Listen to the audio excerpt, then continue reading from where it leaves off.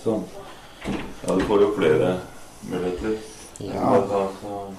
Men uansett da, bortsett fra litt grann, så har du jo bare så gæren. Nei, altså, jeg synes ikke det er noe rart når de kommer. Ja. Det var noe annet, ja. Her driver vi på kikk om bagateller, sier.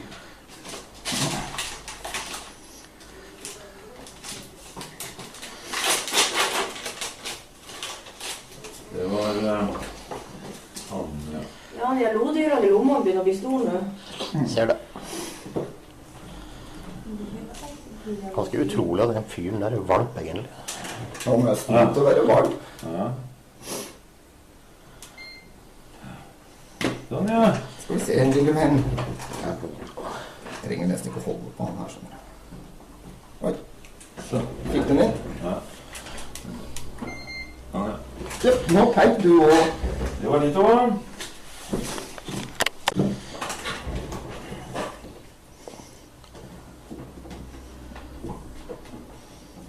Nå ser du, de bryr seg jo ikke noe. Det var det. Nummer 9. Sånn. Skal vi se litt. Å.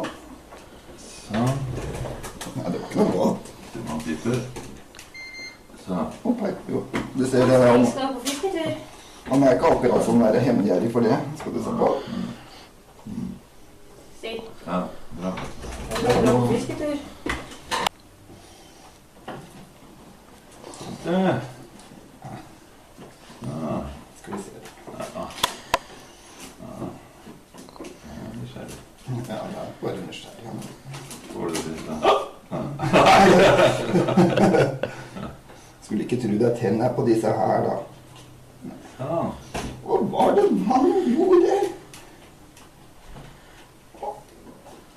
Vil du ikke pipe? Ja. Der peip du jo. Ja. Fint det. Ok. Ja da. Da har vi gjort de. Da skal vi ha bare skilt på den siste, eller? Ja. Der var det ingen blomkål i.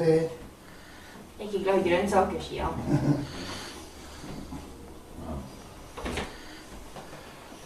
Sånn, ja. Hei, gutt. Men du merker jeg stor forskjell på gutter og jenter, altså. Ja, gjør det. Her er det liksom... Ja. Ja, det er litt sånn, tror jeg. Å, der peip du jo. Lille pipedyret. Men det er ikke, du kan si det er ikke mye... Ja, nå har han sikkert fått den. Det var fint. Ja. Ja. Da